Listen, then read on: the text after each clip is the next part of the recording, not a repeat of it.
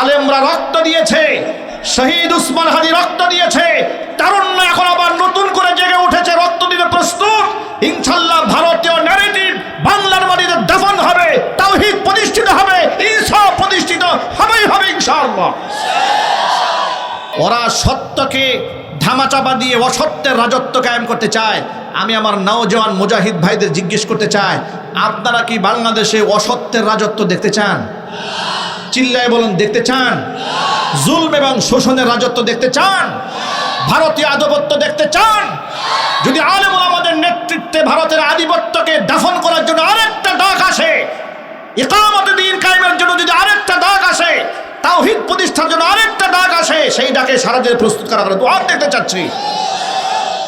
উসমান হাদি, শরীফ উসমান হাদি এত বড় একজন বিদগ্ধ ব্যক্তি, 54 বছরের ইতিহাসে এমন একটা ট্যালেন্ট, এমন একটা মেধা, এমন একটা যোগ্য নেতৃত্ব দেওয়ার মতো ব্যক্তি বাংলাদেশে জন্মগ্রহণ করেছে কিনা আমার সন্দেহ হয়। ঠিক না? একজনে বলেন, একটা ছেলে যার কোনো বড় কোনো রাজনৈতিক ব্যাকগ্রাউন্ড নাই, কোনো দল নাই, রাজনৈতিক কোনো দল নাই, ইনকিলাব মঞ্চ ব্যক্তিগতভাবে গঠন করেছে, সেখান থেকে স্বতন্ত্র প্রার্থী হয়েছিলেন তিনি। তার এক একটা বক্তব্য ধ্যান ধরে শুনে দেখবেন যে কলিজার মধ্যে কম্পন শুরু হয়ে যায়। এমন ইনসাফের কথা, জালেমের বিরুদ্ধে এমন তীক্ষ্ণ সত্য বাস্তব কথাগুলো এমন সাহসিকতার সাথে আমার মনে হয় 56,000 বর্গ মাইলে কেউ উচ্চারণ করতে সাহস পায়নি। তিনি করেছিলেন। তিনি সম্মানের সাথে দুনিয়া থেকে বিদায় হয়েছেন। মহান আল্লাহ পাক তাকে শাহাদাতের সর্বোচ্চ মাকাম দান করেন। বাংলাদেশের সর্বকালের সর্বশ্রেষ্ঠ জানাজার মাধ্যমে মহান আল্লাহ পাক একটি রাজকীয় বিদায় তাকে দুনিয়া থেকে দিয়েছেন। ঠিক না? ঠিক জুড়ে বলেন। এই এত বড় একটা খুনের ঘটনা বাংলাদেশে ঘটে গেল, সেই খুনের আসামিদেরকেও অ্যারেস্ট করা মাত্র, অর্থাৎ মূল আসামিতে ধরতে পারে নাই প্রশাসন, তাদের স্ত্রী, তাদের মা, তাদের আত্মীয় স্বজন, বন্ধু বান্ধব যাদেরকে ধরেছে তাদেরকে ধরে পিটাইয়া রক্তাক্ত করেছে, জখম করেছে, এমন কোনো ভিডিও আমাদের কাছে আসে নাই। পক্ষান্তরে প্রথম আলোকে ইস্যুকে কেন্দ্র করে নিরীহ আলেমুল আমাদেরকে গ্রেফতার করে আদালতে তোলার আগেই পিটাইয়া রক্তাক্ত করেছে। এটা হচ্ছে স্বাধীন বাংলাদেশের পুলিশের আচরণ। প্রশাসনকে বলবো, আপনারা মুসলমানের সন্তান, মেজরিটি পার্সেন্ট, আপনারা স্বৈরাচারী খুনি হাসিনার আমলে যে পরিমাণ মানুষের বদদুয়া আপনারা নিয়েছেন, আপনাদের ভবিষ্যৎ প্রজন্মের সন্তানরা মানুষ হবে এটা আশা করা মুশকিল। ঠিক না? ঠিক। কত মায়ের কুল আপনারা খালি করেছেন, কত মানুষকে আপনারা গুম করেছেন, কত মানুষকে আপনারা আয়নাঘরে ঢুকিয়েছেন। আপনারা সেই তওবাটাও ভালো করে করেন নাই, আবার জুলুম শুরু করলেন। প্রথম আলোর প্রেমে প্রেমাসক্ত হয়ে মনে রাখবেন, একদিন প্রথম আলো থাকবে না, ইনশাআল্লাহ বাংলার মাটিতে আপনারাও থাকবেন না। ইনসাফ কায়েম হবেই হবে। আলেমরা রক্ত দিয়েছে, শহীদ উসমান হাদি রক্ত দিয়েছে, তারুণ্য এখন আবার নতুন করে জেগে উঠেছে, রক্ত দিতে প্রস্তুত। ইনশাআল্লাহ ভারতীয় ন্যারেটিভ বাংলার মাটিতে দাফন হবে, তাওহীদ প্রতিষ্ঠিত হবে, ইনসাফ প্রতিষ্ঠিত হবেই হবে ইনশাআল্লাহ।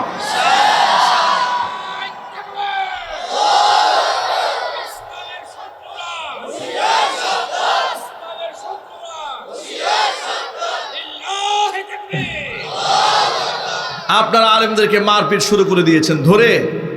সেই সেম ফ্যাসিস্ট আমলে পুলিশের যে আচরণ ছিল, প্রথম আলো জ্বলে যাওয়ার পরে আপনাদের সেই আচরণ শুরু হয়ে গেল। প্রথম আলোর জন্য আপনাদের এত মায়া লাগে, এই ফখরুল ইসলাম আলমগীর শব্দ বলে ফেললেন, প্রথম আলোর উপর আক্রমণ, গণতন্ত্রের উপর আক্রমণ। হ্যাঁ, গণতন্ত্রের একেবারে মুখপাত্র প্রথম আলোকে বাড়াই দিলেন। এই প্রথম আলো যে অসংখ্য নিরীহ আলেমদেরকে জঙ্গি বানিয়ে তাদেরকে হত্যাযোগ্য করে তুলল। মুফতি জসিমউদ্দিন রহমানী হাফিজাহুল্লাহ 10 বছরের উপরে কারাবরণ করলেন। আনসারুল্লাহ বাংলা টিম বলে তাকে প্রথম আলোয় প্রচার করেছিল। ঠিক না? বেরিয়ে বলেন। অথচ এই সমস্ত আলেমদের বিরুদ্ধে ন্যারেটিভ তো তারাই তৈরি করেছে। এর জবাব কে দেবে? এই জবাব কে দেবে? ডেইলি স্টার কি লিখেছে জানেন? এই যে শহীদ উসমান হাদি জানাজার মধ্যে কি পরিমাণ লোক হয়েছে আপনাদের ধারণা?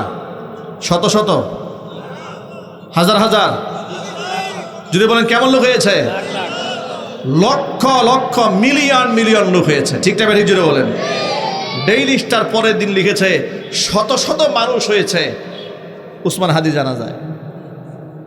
ন্যারেটিভ কেমনে তৈরি করতে, বয়ান কিভাবে তৈরি করতে হবে বুঝতে পেরেছেন তো? এই রিপোর্টটা 50 বছর পরে থেকে যাবে, কিন্তু এই যে যা হয়ে গেল একসময় মানুষ ভুলে যাবে। এভাবেই তারা বাংলাদেশ ইতিহাসকে বিকৃত করে। এরা সত্যকে এইভাবে ধামাচাপা দিয়ে দাফন করতে চায়, সত্যকে হত্যা করে মিথ্যা রাজত্ব কায়েম করতে চায়।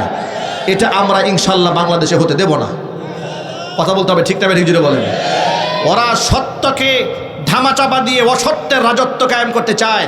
আমি আমার নওজওয়ান মুজাহিদ ভাইদের জিজ্ঞেস করতে চাই, আপনারা কি বাংলাদেশে অসত্যের রাজত্ব দেখতে চান? চিল্লায় বলুন, দেখতে চান? জুলম এবং শোষণের রাজত্ব দেখতে চান? ভারতীয় আধিপত্য দেখতে চান? যদি আলেম ওলামাদের নেতৃত্বে ভারতের আধিপত্যকে দাফন করার জন্য আরেকটা ডাক আসে, ইকামত দ্বীন কায়েমের জন্য যদি আরেকটা ডাক আসে, তাওহীদ প্রতিষ্ঠার জন্য আরেকটা ডাক আসে, সেই ডাকে সারা দেশে প্রস্তুত করা করে দোয়া দেখতে চাচ্ছি।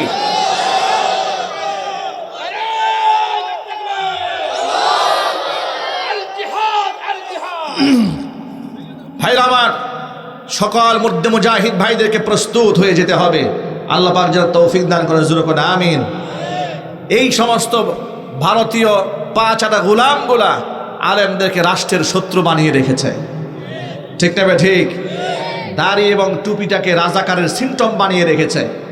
এই বছর দেখেছি 16 ডিসেম্বরে রাজাকারের অ্যাক্টর করা হয়েছে, মুখে দাড়ি, মাথার মধ্যে টুপি। অথচ 1971 সালে রাজাকারদের ভিডিও ফুটেজ, রেকর্ড, ছবি এখনও আপনি অনলাইন সার্চ করলে পাবেন। এদের মুখে দাড়িও নাই, মাথায় টুপিও নাই। প্রশ্ন হচ্ছে, 71 রাজাকারদের মুখে দাড়ি, মাথায় টুপি না থাকলে হঠাৎ করে আমাদের মিডিয়াতে এতগুলা বছরে এই দাড়ি টুপির ন্যারেটিভ কারা তৈরি করলো? এটা ভারতের দাদা বাবুরা তৈরি করেছে, ঠিক না? এর জন্য বলেন, এগুলো আর বরদাস্ত করা হবে না। আপনারা ঐক্যবদ্ধ হন, রসুলের সুন্নাহর সাথে বেয়াদবি আপনারা মেনে নেবেন। আরো জোরে বলেন। আপনাদেরকে আমি বলে যাই, যদি আপনাদের চোখের সামনে দাড়ি টুপির অপমান যেখানে হবে, নিজেরা নিজ হাতে রুখে দেবেন। একদম পরিষ্কার কথা। কোরআন সুন্নাহ, দাড়ি টুপি অপমানিত যেখানে হবে, মর্দ মুজাহিদ মুসলমানরা ঈমান যদি গায়ে থাকে, রক্তে মাংসে যদি মুসলমানিত্ব থাকে, সেখানেই রুখে দিতে হবে ইনশাআল্লাহ। নবী করিম সাল্লাল্লাহু আলাইহি ওয়াসাল্লাম বলছেন, ঈমান হচ্ছে, ঈমানের ব্যাখ্যা শোনা। ঈমান কি জিনিস? ঈমান হচ্ছে আল্লাহর উপর ঈমান আনবে, বিশ্বাস করবে তার ফেরেশতা সমূহের উপরে, ফেরেশতাগণের উপরে, নাজিলকৃত কিতাব সমূহের উপরে, বিশ্বাস করবে পরকালের উপরে, বিশ্বাস করবে নাজিলকৃত কিতাব সমূহের উপরে, বিশ্বাস করবে ওয়াল কদরি খাইরিহি ওয়া শাররিহি মিনাল্লাহি তাআলা, ভালো মন্দের সকল ফয়সালা আল্লাহর পক্ষ থেকে হয়, এর বিশ্বাস করো। এটা হলো ঈমান। এটার নাম কি? ঈমান। লোকটি প্রশ্নের জবাব শোনার পরে বলছেন, সদাকতা, আপনি সঠিক বলেছেন। হযরত ওমর বলেন, আমরা বড়ই অবাক হচ্ছি, তিনি একের পর এক প্রশ্ন করছেন, আবার জবাব শোনার পরে বলছেন, আপনি সত্য কথা বলেছেন। দ্বিতীয় প্রশ্ন করার পরে এবার তৃতীয় প্রশ্ন করলেন, ফাআখবিরনি আনিল ইহসান, মুহাম্মদ সাল্লাল্লাহু আলাইহি ওয়াসাল্লাম, আপনি আমাকে ইহসান সম্পর্কে বলেন। আল্লাহর হাবিব বললেন, ইহসান হচ্ছে আন তা'বুদাল্লাহা কাআন্নাকা তারাহু ফাইন লাম তাকুন তারাহু ফাইন্নাহু ইয়ারাক, তুমি এমন ভাবে তোমার রবের ইবাদত করবে, দাসত্ব করবে, যেমন তুমি তোমার রবকে দেখতে পাচ্ছ। যদি তোমার মধ্যে এমন ধ্যান না আসে যে তুমি রবকে দেখতে পাচ্ছ, ফাইন লাম তাকুন তারাহু ফাইন্নাহু ইয়ারাকা, এমন ভাবে ইবাদত করবে যেন তোমার রব তোমাকে দেখতে পাচ্ছে। এবার তিনি বললেন, সদাকতা, আপনি সঠিক জবাব দিয়েছেন। ফাআখবিরনি আনিস সাআ, এবার আপনি আমাকে কিয়ামত সম্পর্কে বলেন, কিয়ামত কবে কায়েম হবে? হুজুর বললেন, মাল মাসউলু আনহা বিআলামা মিনাস সাইল, যে বিষয়ে আমাকে প্রশ্ন করা হয়েছে এই বিষয়ে প্রশ্নকারীর চেয়ে প্রশ্নকৃত ব্যক্তি অবশ্যই বেশি অবগত নন। মানে এই বিষয়ে কিয়ামত কবে কায়েম হবে সেই বিষয়ে আপনি যেমন অনবগত, অনুরূপভাবে আমিও অনবগত, আমার জানা নাই কিয়ামত কবে কায়েম হবে। তিনি বললেন, ফাআখবিরনি আন আমারাতিহা, যদি কিয়ামত কবে কায়েম হবে এটা বলতে না পারেন, অন্ততপক্ষে কিছু নিদর্শন বলুন, কিছু আলামত বলুন। আল্লাহ নবী তখন জবাব দিয়ে বললেন, আনতালিদাল আমাতু রাব্বাতাহা, দাসী তার মনিবকে জন্ম দেবে। ওয়া আনতারাল হুফাতাল উরাতা আলআলাতা রিআ আশ-শাই ইয়াতাতাওয়ালুনা ফিল বুনিয়ান, একেবারে হতদরিদ্র মানুষ, দারিদ্রতার কষাঘাতে, গায়ে ভালো জামা পরতে পারে না, পায়ে স্যান্ডেলও পরতে পারে না, মেষপাল চড়ায়, এরকম মানুষগুলো এত বেশি প্রাচুর্যের মালিক হবে, ইয়াতাতাওয়ালুনা ফিল বুনিয়ান, তারা প্রতিযোগিতা করবে বিরাট বিরাট বিল্ডিং নির্মাণ করতে। তিনি বললেন, সদাকতা, আপনি সঠিক জবাব দিয়েছেন। এই কথা বলে লোকটা চলে গেল। ওমর রাদিয়াল্লাহু তাআলা আনহু বলছেন, আমরা বেশ কিছু সময় অপেক্ষা করলাম। হুজুর আমাকে ডেকে বলছেন, ওমর জানো আগন্তুক লোকটাকে? ওমর বলছেন, আমি বললাম, আল্লাহু ওয়া রাসূলুহু আলাম, আল্লাহ এবং তার রাসূলই ভালো জানেন। হুজুর বললেন, আতাকুম জিবরিল ইউআল্লিমুকুম দীনাকুম, ইনি এসেছেন হযরত জিবরাইল আলাইহিস সালাতু ওয়াস সালাম, এসেছিলেন তোমাদেরকে দ্বীন শেখাতে। চিৎকার দিয়ে বলেন আল্লাহু আকবার। এটাকে হাদিসে জিবরিল বলা হয়। আমি আপনাদের সামনে এই হাদিসটা সংক্ষিপ্ত আকারে তর্জমা করে শোনানোর উদ্দেশ্যটা কি? উদ্দেশ্য হলো এখান থেকে খুব সহজে বুঝে নেন, এখানে ছোট্ট একটা হাদিসের মধ্যে মোটামুটি দ্বীন সম্পর্কে, ঈমান সম্পর্কে, ইসলাম সম্পর্কে খুব সুস্পষ্ট কিছু কথা বলা হয়েছে, যে কথাগুলো আমাদের সকল ভাই বোন সকলে জানা দরকার। এগুলো জানা থাকলে ওই ঈমান নিয়ে, ইসলাম নিয়ে আমাদের বিভ্রান্ত হওয়ার কোনো সুযোগ নেই। আপনাদেরকে আমি জিজ্ঞেস করি, আপনারা এক বাক্যে জবাব দিয়ে বলুন, আল্লাহর নবী কখনো অসত্য কথা বলেছেন? এর জোর আওয়াজে বলুন। কোনো মিথ্যা ঘটনা করেছেন? আবেগে ভুল কথা বলেছেন কখনো? নবী করিম সাল্লাল্লাহু আলাইহি ওয়াসাল্লাম আমাদেরকে যে পথ দেখিয়েছেন, চরম সঠিক পথ দেখিয়েছেন তিনি। হুজুরের পথের উপরে কোনো পথ নাই। আমাদের সকলের মিশন এবং ভিশন হচ্ছে আমরা জান্নাতে যাব, এই আশা নিয়ে দুনিয়াতে আমরা আমল করি। ঠিক না? জোরে বলেন। মসজিদে যাই, এতিমখানায় দান করি, মাদ্রাসায় দান করি, অসহায় মানুষের পাশে গিয়ে দাঁড়ায়। নিঃস্বার্থভাবে আমরা কিছু করি না, আমাদের একটা স্বার্থ আছে, তবে সেই স্বার্থটা দুনিয়ার স্বার্থ নয়। স্বার্থ আমাদের আখেরাত। স্বার্থ কোথায় জুড়ে বলেন? আখেরাত। কিছু লোকেরা বলেন একেবারে নিঃস্বার্থভাবে কাজ করে না। পৃথিবীর কোনো ব্যক্তি নিঃস্বার্থভাবে কাজ করতে পারে না, যদি একমাত্র উন্মাদার পাগল ছাড়া। ঠিক না? মেরে জুড়ে বলেন। স্বার্থ সকলেরই আছে। কারো স্বার্থ থাকে দুনিয়া, নগদ কিছু কামায়, কারো স্বার্থ থাকে আখেরাত। আল্লাহর নবী সাল্লাল্লাহু আলাইহি ওয়াসাল্লাম গোটা জীবনের মূল মিশন একজন মুসলমানদেরকে শিখিয়ে দিয়েছেন, ও মুসলমানেরা, তোমাদের মূল উদ্দেশ্য পরকাল। কারণ দুনিয়ার হায়াতটা একেবারে সীমিত হায়াত, দুনিয়ার স্বাচ্ছন্দ্য একেবারে স্বল্প সময়ের। কোরআন মাজিদের মধ্যে আল্লাহ রাব্বুল আলামিন বলেছেন, এটা হচ্ছে জাহারাতুল হায়াতিদ দুনিয়া। আল্লাহ পাক বলেন, ওয়ালা তা'দু আইনাকা আনহুম তুরিদু জিনাতাল হায়াতিদ দুনিয়া। আপনি ইমানদার ব্যক্তি, গরিব মানুষ যারা, এদের কাছ থেকে মুখ ফিরিয়ে আপনি ধনীদের দিকে মনোনিবেশ করবেন না। কারণ দুনিয়ার চাকচিক্যময় হচ্ছে, এটা হচ্ছে জাহারাতুল হায়াতিদ দুনিয়া। দুনিয়ার ফুল, দুনিয়ার নিয়ামতের কথা বলতে গিয়ে কোরআন মাজিদ আল্লাহ পাক সূরা তহার মধ্যে বলেছেন জাহারাতুল হায়াতিদ দুনিয়া। আমি এটা দুনিয়ার কাফেরদেরকে দিয়েছি, নাস্তিকদেরকে দিয়েছি, অমুসলিমদেরকে দিয়েছি। জাহারাতুল হায়াতিদ দুনিয়া লিনাফতিনাহুম ফীহ, আমি এদেরকে চরম এক পরীক্ষার মধ্যে ফেলেছি। ওয়া রিজকু রাব্বিকা খায়রু ওয়া আবকা, আপনার রবের রিজিক এটা হচ্ছে উত্তম এবং চিরস্থায়ী, এটা নষ্ট হবে না। জাহারাতুল হায়াতিদ দুনিয়ার ব্যাখ্যা মুফাসসিররা করতে গিয়ে বলেন, জাহারাতুন শব্দের আবিধানিক অর্থ হচ্ছে ফুল। জাহারাতুন মানে কি? ফুল। তো দুনিয়ার নিয়ামতকে আল্লাহ একটা ফুলের সাথে তুলনা করলেন। একটা ফুল যতই সুন্দর হোক না কেন, কয়েকদিন পরে দেখবেন পাপড়িগুলো ঝরে যায়, স্থায়িত্ব থাকে না। দুনিয়ার নিয়ামতকে আল্লাহ ফুলের সাথে তুলনা করে মহান আল্লাহ পাক আমাদেরকে ইঙ্গিত করে বুঝিয়ে দিয়েছেন, একটা ফুল দেখতে যতই সুন্দর হোক না কেন, এর যেমন কোনো স্থিতিশীলতা নাই, এর যেমন স্থায়িত্ব নাই, অনুরূপভাবে দুনিয়ার এই নিয়ামতের কোনো স্থায়িত্ব নাই, কিন্তু পরকাল চিরস্থায়ী। জোরে বলেন আল্লাহু আকবার। ভাইরা আমার,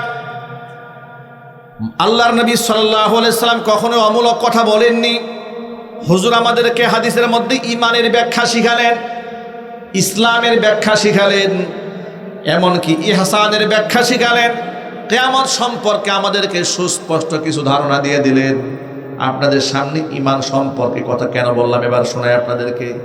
ইসলাম সম্পর্কে কেন বললাম এই কথাও একটু বুঝাই বলে আপনাদেরকে। আমাদের কিছু ভাইরা তারা মাজার কেন্দ্রিক জীবনযাপন করেন, তারা মসজিদে গিয়ে নামাজটা পর্যন্ত পড়েন না। কথা ঠিক না বেঠিক জুড়ে বলেন। আমাদের ভাইয়েরা, আমাদের বোনেরা তারা নামাজ পড়েন না, এমনকি তারা এমন কথা যুক্তি দিয়ে বলেন যে আমরা দেখানো ইবাদত পছন্দ করি না। এইরকম কথা ভুরি ভুরি তাদের সভা, সেমিনার, সিম্পোজিয়ামে তারা বলেন, গানের মঞ্চে বলেন। এমনকি আমি ব্যক্তিগতভাবে অনেককে প্রশ্ন করেছি। আমার এক দুঃসম্পর্কের আত্মীয়, একসাথে নাস্তা খাওয়ার সুযোগ হয়েছিল আমার, উনি এই দলেরই একজন সদস্য। জিজ্ঞেস করলাম, আপনি নামাজে যান না? পাশেই মসজিদ। তিনি আমাকে জবাবে বলেছিলেন, আমি কি চোর না ডাকাত আমি মসজিদে গিয়ে নামাজ পড়বো?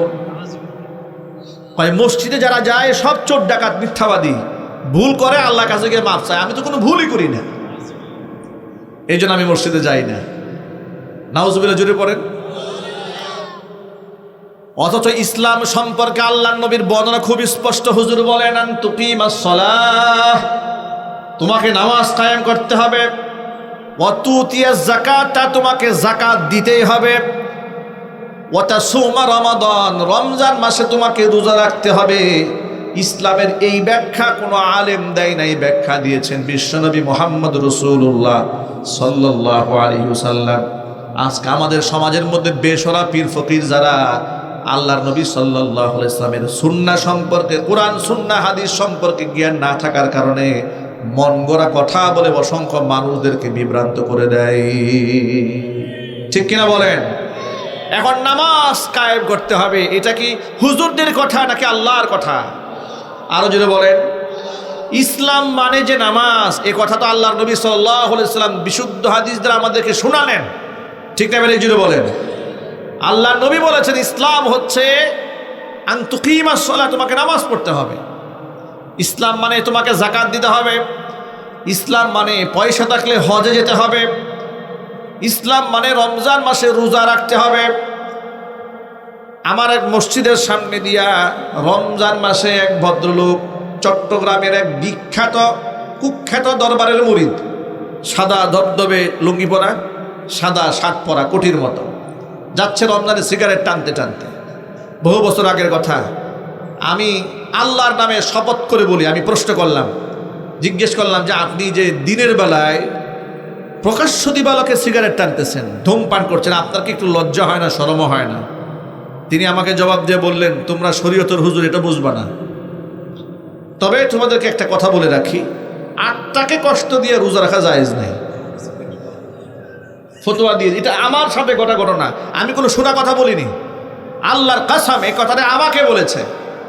আমাকে বলে তোমরা শরীয়তুল হুজুর এটা বুঝবা না, তবে শুধু এতটুকু বুঝিয়ে বলি, আত্মাকে কষ্ট দিয়ে রোজা রাখা জায়েজ না, আমি এই জন্য রোজা রাখি না, সিগারেট টানতেছে।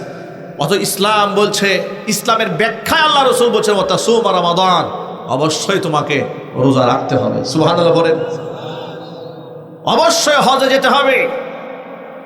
ধনী হলে, সম্পদশালী হলে বাইতুল্লাহ তোমাকে জিয়ারায় যেতেই হবে, তোমাকে বিকল্প কোনো রাস্তা নাই। অথচ এই সমস্ত লোক যারা এই কাজে জড়িত, এরা বাইতুল্লাহ যেতে চান না, অনেকে যান না। তারা বলে পীর আমার কাবা, কাবাই আমার বাবা, এমন কথাবার্তাও বলেন। আল্লাহ পাক যেন আমার ভাইদেরকে সঠিক বুঝার তৌফিক দান করেন। এটা জোরে কোন আমিন। ইমানের ব্যাপারে একটু পরিষ্কার কথা শোনেন।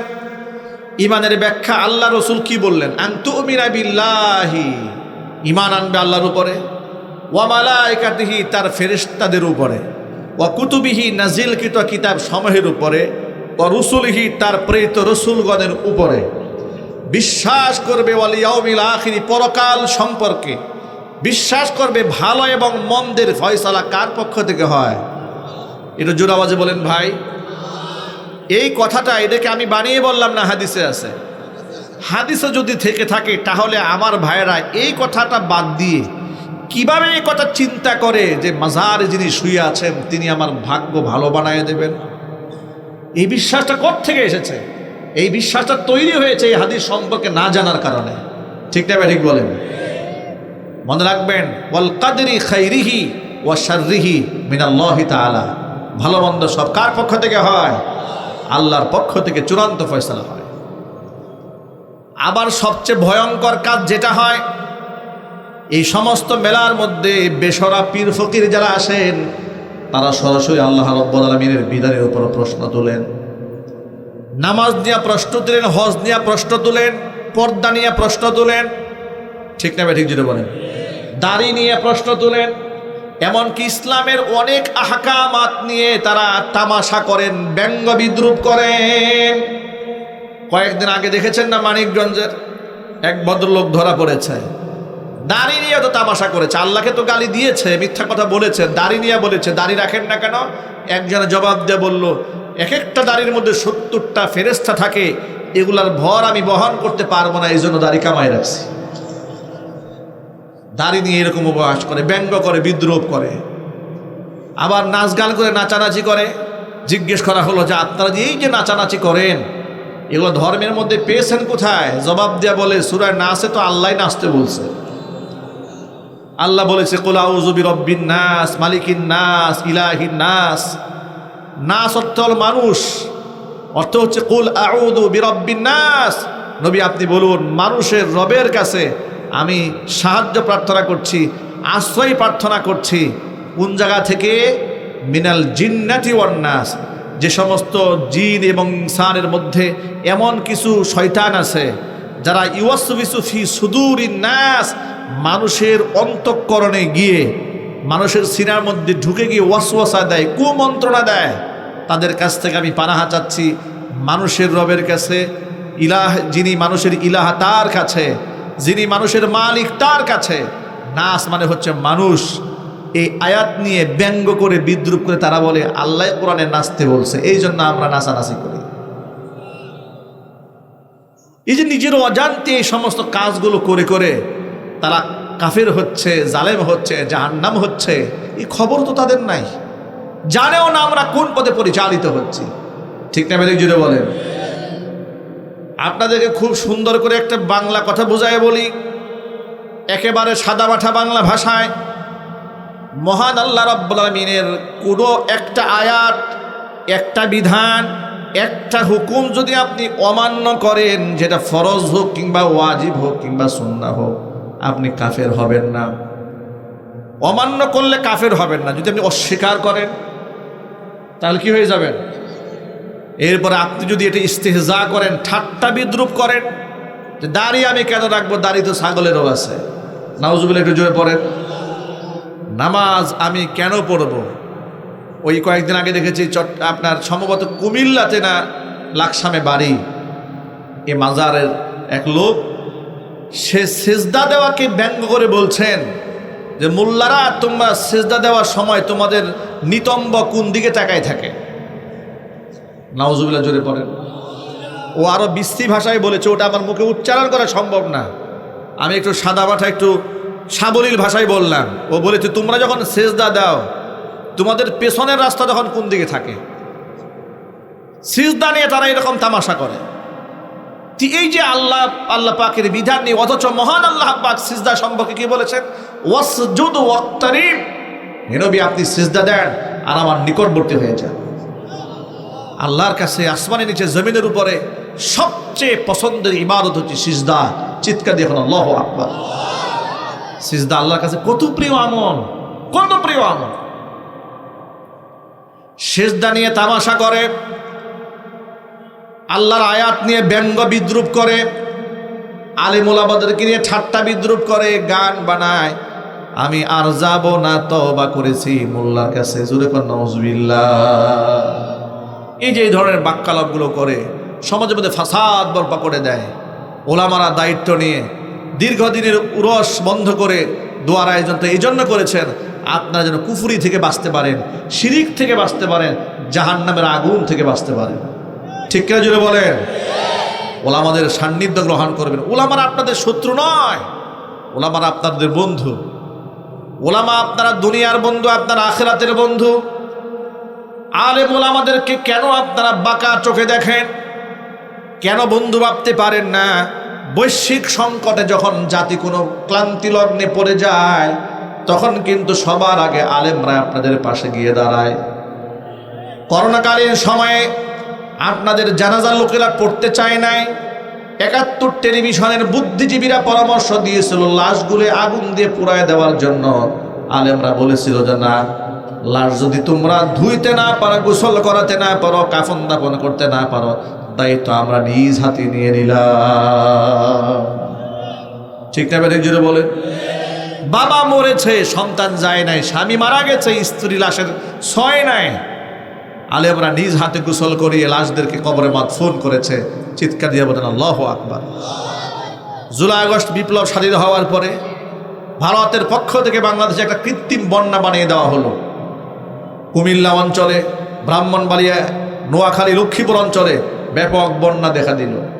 আলেম ওলামারা সবার আগে ত্রাণ নিয়ে গাড়ি ভর্তি করে সম্পদগুলা নিয়ে, মালামাল নিয়ে কুমিল্লার মাটির দিকে হাজির হয়ে গেল। আল্লাহু আকবার বলেন। একজন আলেম শেখ আহমদুল্লাহ হাফিজাহুল্লাহ সুন্নাহ ফাউন্ডেশনের মাধ্যমে ১০০ কোটি টাকার উপরে ত্রাণ নিয়ে গেলেন। আল্লাহু আকবার বলেন।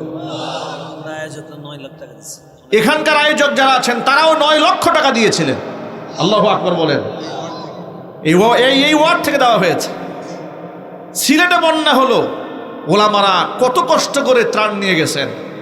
আমি নিজে মাথায় ত্রাণের বোঝা বহন করে সিলেট গিয়েছি। রোহিঙ্গা মুসলমানরা যখন আমাদের পার্শ্ববর্তী দেশ মিয়ানমার থেকে বাংলাদেশে আশ্রয় গ্রহণ করলেন, বৈশ্বিক এই সংকটে মাজলুম মুসলমানদের পাশে সবার আগে আলেমরা দাঁড়িয়েছে। এটা মাত্র হাতে গোনা কয়েকটা এক্সাম্পল দিলাম, এরকম শত শত রেকর্ড আছে। ওলামারা স্বল্প বেতন গ্রহণ করে সর্বোচ্চ খেদমতটা জাতির করে যান। সেই আলেমদের সাথে আপনাদের বিদ্বেষ কি করে তৈরি হয়, এটা আমার বুঝে আসে না। গেল দুনিয়ার চ্যাপ্টারটা একটু ক্লোজ করেন। আখিরাতে আলেমদের কত সম্মান হবে। আল্লাহর হাবিব রাহমাতুল লিল আলামিন বলেছেন, ইউকালু লিল আবিদি উদখুলুল জান্নাহ, সাধারণ আবেদকে বলা হবে জান্নাতে প্রবেশ করো, কিন্তু ওয়ায়ুকালু লিল আলিমি কিফ ওয়াশফা লিন নাস, আলেমকে বলা হবে আলেম দাঁড়াও, মানুষের জন্য সুপারিশ করো। আলেমরা তখন বিপদগ্রস্ত মানুষের জন্য সুপারিশ করবে। ইবনে মাজার হাদিসের মধ্যে এসেছে, ওয়ালাউ কানা আদাদুহুম আদাদান নুজুম, আলেমদের সুপারিশকৃত মানুষের সংখ্যা যদি আসমানের নক্ষত্র সমতুল্য হয়ে যায়, মহান আল্লাহ পাক আলেমদের সুপারিশ মঞ্জুর করে অগণিত মানুষদেরকে সেদিন ক্ষমার ফয়সালা করে দিবে। আপনি কেন আলেমদেরকে দুশমন বানান? আবু দারদা রাদিয়াল্লাহু তাআলা আনহু থেকে বর্ণিত, তিনি বলেন, কুন আলিমান, সম্ভব হলে নিজে আলেম হয়ে যাও, আও মুতাআল্লিমান, অথবা আলেমের ছাত্র হও, আও মুস্তামিআন, অথবা আলেমের শ্রোতা হও, ফ্যান ফলোয়ার হও, আও মুহিব্বান, অথবা আলেমকে তুমি ভালোবাসো, ওয়ালা তাকুনিল খামিস, তুমি আলেম বিদ্বেষী হয়ে যেও না, ফাতাহালিক, তুমি ধ্বংস হয়ে যাবে। ইতিহাস প্রমাণ করেছে আলেম বিদ্বেষী যে হয়েছে তারাই ধ্বংস হয়েছে। সম্মান নিয়ে এই দুনিয়া থেকে আলেম বিদ্বেষীরা বিদায় হতে পারে নাই। বিগত 16 বছরের স্বৈরাচার খুনি হাসিনা এবং তাদের সাঙ্গপাঙ্গরা আলেমদের সাথে কত বড় জুলুম করেছে, নির্যাতন চালিয়েছে, মাদ্রাসা মসজিদের থ্রেট দিয়েছে, অসংখ্য আলেমদেরকে মসজিদের খতিবের দায়িত্ব থেকে জোরপূর্বক অব্যাহতি করে দিয়েছেন। ঠিক না বেঠিক জোরে বলেন? মিথ্যা মামলা দিয়ে দিয়েছেন, জেল দিয়েছেন, জরিমানা করেছেন, আলেমদেরকে আয়না করে বন্দি করেছেন। এত জুলুম করার কারণে স্বৈরাচারী খুনি হাসিনা এত বেশি মালউন হয়েছে, অভিশপ্ত হয়েছে, এত বেশি বদদুয়ার ভাগীদার হয়েছে।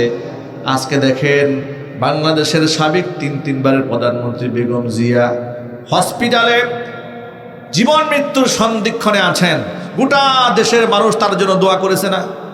দল মত নির্বিশেষে মানুষ তার আরোগ্যর দোয়া করেছে, আলেমরা দোয়া করেছে, সাধারণ শিক্ষিত লোকেরা দোয়া করেছে, ছোট্ট ছোট বাচ্চারা দোয়া করেছে, হাজার হাজার মানুষ প্রকাশ্যে গোপনে দোয়া করেছে তার জন্য। একজনের জন্য দোয়া করে, উনিও প্রধানমন্ত্রী ছিলেন, আরেকজনের জন্য বদদুয়া করে যে কবে এর ফাঁসি হবে। ঠিক না মেরে জুড়ে বলেন? এটা হচ্ছে আবু দারদা রাদিয়াল্লাহু তাআলা আনহুর সেই বক্তব্য, ওয়ালা তাকুনিল খামিস ফাতাহলিক, আলেম বিদ্বেষী হয়ে যাও না, তুমি ধ্বংস হয়ে যাবে। সুতরাং আলেম বিদ্বেষী হওয়ার কোনো ওয়ে নাই। আলেমদেরকে বন্ধু বানান, আলেমদেরকে হিতাকাঙ্ক্ষী বানান, আপনার দুনিয়া উজ্জ্বল হবে, আপনার আখিরাতটা উজ্জ্বল হয়ে যাবে। আল্লাহ পাক যেন আমাদের বুঝার তৌফিক দান করেন। জুলাই আগস্ট পরবর্তী বাংলাদেশে, নতুন এই বাংলাদেশে আমরা আশাবাদ ব্যক্ত করেছিলাম, আশাবাদী ছিলাম। অসংখ্য আলেম, ওলামা, তোলাবা, মসজিদের ইমাম, খতিব, বক্তাদের রক্তের বিনিময়ে, ছাত্র জনতার রক্তের বিনিময়ে, সাধারণ মানুষের রক্তের বিনিময়ে যে নতুন স্বাধীনতা অর্জিত হলো, এই স্বাধীন বাংলাদেশে কোনো আলেম, ওলামা কিংবা সাধারণ একটা নিরীহ মানুষও মাজলুম হবে না, এটাই আমরা আশা করেছিলাম। অন্তর্বর্তীকালীন সরকার আমাদের সে আশা ভেঙে দিয়েছে। কথা ঠিক না বের জুড়ে বলেন? প্রথম আলো ইস্যুকে কেন্দ্র করে নিরীহ আলেম ওলামাদেরকে 54 ধারায় গ্রেফতার করেছে। এই 54 ধারা তৈরি করেছিল বাংলাদেশের প্রথম জালেম শেখ মুজিবুর রহমান। কথা ঠিক না বের জুড়ে বলেন? সন্দেহভাজন গ্রেফতার, আপনার বিরুদ্ধে কোনো মামলা নাই, আপনার বিরুদ্ধে কোনো ওয়ারেন্ট নাই, আপনাকে শুধু শুধু মনে হয়েছে যে না আপনার চাল চলন একটু ভাল লাগে না, আপনারা ধরে নিয়ে যাবে, এরপরে জোরপূর্বক 3 মাস আটকাই রেখে একটা মামলা দিয়ে দিবে। এটা কোনো আইন হতে পারে? এটা জোর আওয়াজে বলে এটার নাম আইন। এই তথাকথিত আইন দিয়ে আজকে বাংলাদেশের মধ্যে জুলুম, স্বৈরাচার তৈরি হয়েছে, জালেম তৈরি হয়েছে, ফ্যাসিস্ট তৈরি হয়েছে এই কালো আইনের মাধ্যমে। কথা ঠিক নেবে? ঠিক। প্রথম আলো ভাঙা হলো, মায়া কান্না শুরু হয়ে গেল বাংলাদেশের তথাকথিত বুদ্ধিজীবীদের। পক্ষান্তরে 1 সপ্তাহ আগে উসমান হাদি, শরীফ উসমান হাদি, এত বড় একজন বিদগ্ধ ব্যক্তি, 54 বছরের ইতিহাসে এমন একটা ট্যালেন্ট, এমন একটা মেধা, এমন একটা যোগ্য নেতৃত্ব দেওয়ার মতো ব্যক্তি বাংলাদেশে জন্মগ্রহণ করেছে কিনা আমার সন্দেহ হয়। ঠিক না? একজনে বলেন, একটা ছেলে যার কোনো বড় কোনো রাজনৈতিক ব্যাকগ্রাউন্ড নাই, কোনো দল নাই, রাজনৈতিক কোনো দল নাই, ইনকিলাব মঞ্চ ব্যক্তিগতভাবে গঠন করেছে, সেখান থেকে স্বতন্ত্র প্রার্থী হয়েছিলেন তিনি। তার এক একটা বক্তব্য ধ্যান ধরে শুনে দেখবেন যে কলিজার মধ্যে কম্পন শুরু হয়ে যায়। এমন ইনসাফের কথা, জালেমের বিরুদ্ধে এমন তীক্ষ্ণ সত্য বাস্তব কথাগুলো এমন সাহসিকতার সাথে আমার মনে হয় 56,000 বর্গ মাইলে কেউ উচ্চারণ করতে সাহস পায়নি। তিনি করেছিলেন। তিনি সম্মানের সাথে দুনিয়া থেকে বিদায় হয়েছেন। মহান আল্লাহ পাক তাকে শাহাদাতের সর্বোচ্চ মাকাম দান করেন। বাংলাদেশের সর্বকালের সর্বশ্রেষ্ঠ জানাজার মাধ্যমে মহান আল্লাহ পাক একটি রাজকীয় বিদায় তাকে দুনিয়া থেকে দিয়েছেন। ঠিক না? ঠিক জুড়ে বলেন। এই এত বড় একটা খুনের ঘটনা বাংলাদেশে ঘটে গেল, সেই খুনের আসামিদেরকেও অ্যারেস্ট করা মাত্র, অর্থাৎ মূল আসামিতে ধরতে পারে নাই প্রশাসন, তাদের স্ত্রী, তাদের মা, তাদের আত্মীয় স্বজন, বন্ধু বান্ধব যাদেরকে ধরেছে তাদেরকে ধরে পিটাইয়া রক্তাক্ত করেছে, জখম করেছে, এমন কোনো ভিডিও আমাদের কাছে আসে নাই। পক্ষান্তরে প্রথম আলোকে ইস্যুকে কেন্দ্র করে নিরীহ আলেমুল আমাদেরকে গ্রেফতার করে আদালতে তোলার আগেই পিটাইয়া রক্তাক্ত করেছে। এটা হচ্ছে স্বাধীন বাংলাদেশের পুলিশের আচরণ। প্রশাসনকে বলবো, আপনারা মুসলমানের সন্তান, মেজরিটি পার্সেন্ট, আপনারা স্বৈরাচারী খুনি হাসিনার আমলে যে পরিমাণ মানুষের বদদুয়া আপনারা নিয়েছেন, আপনাদের ভবিষ্যৎ প্রজন্মের সন্তানরা মানুষ হবে এটা আশা করা মুশকিল। ঠিক না? ঠিক। কত মায়ের কুল আপনারা খালি করেছেন, কত মানুষকে আপনারা গুম করেছেন, কত মানুষকে আপনারা আয়নাঘরে ঢুকিয়েছেন। আপনারা সেই তওবাটাও ভালো করে করেন নাই, আবার জুলুম শুরু করলেন। প্রথম আলোর প্রেমে প্রেমাসক্ত হয়ে মনে রাখবেন, একদিন প্রথম আলো থাকবে না, ইনশাআল্লাহ বাংলার মাটিতে আপনারাও থাকবেন না। ইনসাফ কায়েম হবেই হবে। আলেমরা রক্ত দিয়েছে, শহীদ উসমান হাদি রক্ত দিয়েছে, তারুণ্য এখন আবার নতুন করে জেগে উঠেছে, রক্ত দিতে প্রস্তুত। ইনশাআল্লাহ ভারতীয় ন্যারেটিভ বাংলার মাটিতে দাফন হবে, তাওহীদ প্রতিষ্ঠিত হবে, ইনসাফ প্রতিষ্ঠিত হবেই হবে ইনশাআল্লাহ।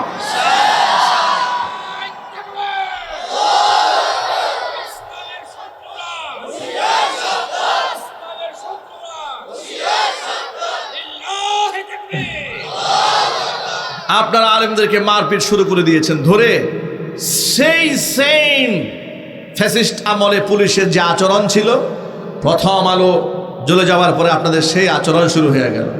প্রথম আলোর জন্য আপনাদের এত মায়া লাগে, এই ফখরুল ইসলাম আলমগীর শব্দ বলে ফেললেন, প্রথম আলোর উপর আক্রমণ, গণতন্ত্রের উপর আক্রমণ। হ্যাঁ, গণতন্ত্রের একেবারে মুখপাত্র প্রথম আলোকে বাড়াই দিলেন। এই প্রথম আলো যে অসংখ্য নিরীহ আলেমদেরকে জঙ্গি বানিয়ে তাদেরকে হত্যাযোগ্য করে তুলল। মুফতি জসিমউদ্দিন রহমানী হাফিজাহুল্লাহ 10 বছরের উপরে কারাবরণ করলেন। আনসারুল্লাহ বাংলা টিম বলে তাকে প্রথম আলোয় প্রচার করেছিল। ঠিক না বেরিয়ে বলেন? অথচ এই সমস্ত আলেমদের বিরুদ্ধে ন্যারেটিভ তো তারাই তৈরি করেছে। এর জবাব কে দেবে? এই জবাব কে দেবে? ডেইলি স্টার কি লিখেছে জানেন? এই যে শহীদ উসমান হাদি জানাজার মধ্যে কি পরিমাণ লোক হয়েছে আপনাদের ধারণা? শত শত, হাজার হাজার, যদি বলেন কেমন লোক হয়েছে? লক্ষ লক্ষ, মিলিয়ন মিলিয়ন লোক হয়েছে। ঠিক না বেরিয়ে জুড়ে বলেন? ডেইলি স্টার পরের দিন লিখেছে শত শত মানুষ হয়েছে উসমান হাদি জানাজায়। ন্যারেটিভ কেমনে তৈরি করতে, বয়ান কিভাবে তৈরি করতে হয় বুঝতে পেরেছেন তো? এই রিপোর্টটা 50 বছর পরে থেকে যাবে, কিন্তু এই যে যা হয়ে গেল একসময় মানুষ ভুলে যাবে। এভাবেই তারা বাংলাদেশ ইতিহাসকে বিকৃত করে। এরা সত্যকে এইভাবে ধামাচাপা দিয়ে দাফন করতে চায়, সত্যকে হত্যা করে মিথ্যা রাজত্ব কায়েম করতে চায়। এটা আমরা ইনশাল্লাহ বাংলাদেশে হতে দেব না। কথা বলতে হবে, ঠিক না বেঠিক জুড়ে বলেন?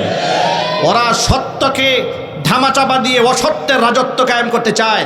আমি আমার নওজওয়ান মুজাহিদ ভাইদের জিজ্ঞেস করতে চাই, আপনারা কি বাংলাদেশে অসত্যের রাজত্ব দেখতে চান? চিল্লায় বলুন, দেখতে চান? জুলম এবং শোষণের রাজত্ব দেখতে চান? ভারতীয় আধিপত্য দেখতে চান?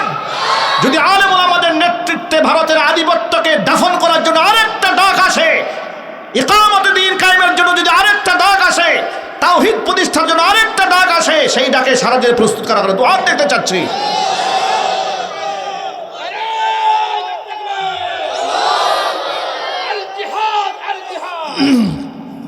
ভাইরা আমার, সকল মুর্দে মুজাহিদ ভাইদেরকে প্রস্তুত হয়ে যেতে হবে। আল্লাহ পাক যেন তৌফিক দান করেন, জোরে করে আমিন। এই সমস্ত ভারতীয় পাঁচাটা গোলামগুলা আলেমদেরকে রাষ্ট্রের শত্রু বানিয়ে রেখেছে। ঠিক না ঠিক? দাড়ি এবং টুপিটাকে রাজাকারের সিমটম বানিয়ে রেখেছে। এই বছর দেখেছি 16 ডিসেম্বরে রাজাকারের অ্যাক্টর করা হয়েছে, মুখে দাড়ি, মাথার মধ্যে টুপি। অথচ 1971 সালে রাজাকারদের ভিডিও ফুটেজ, রেকর্ড, ছবি এখনও আপনি অনলাইন সার্চ করলে পাবেন। এদের মুখে দাড়িও নাই, মাথায় টুপিও নাই। প্রশ্ন হচ্ছে, 71 রাজাকারদের মুখে দাড়ি, মাথায় টুপি না থাকলে হঠাৎ করে আমাদের মিডিয়াতে এতগুলা বছরে এই দাড়ি টুপির ন্যারেটিভ কারা তৈরি করলো? এটা ভারতের দাদা বাবুরা তৈরি করেছে। ঠিক না বেরিয়ে জোরে বলেন? এগুলো আর বরদাস্ত করা হবে না। আপনারা ঐক্যবদ্ধ হন, রসুলের সুন্নাহর সাথে বেয়াদবি আপনারা মেনে নেবেন। আরো জোরে বলেন। আপনাদেরকে আমি বলে যাই, যদি আপনাদের চোখের সামনে দাড়ি টুপির অপমান যেখানে হবে, নিজেরা নিজ হাতে রুখে দেবেন। একদম পরিষ্কার কথা। কুরআন সুন্নাহ, দাড়ি টুপি অপমানিত যেখানে হবে, মর্দে মুজাহিদ মুসলমানরা ঈমান যদি গায়ে থাকে, রক্তে মাংসে যদি মুসলমানিত্ব থাকে, সেখানেই রুখে দিতে হবে ইনশাআল্লাহ।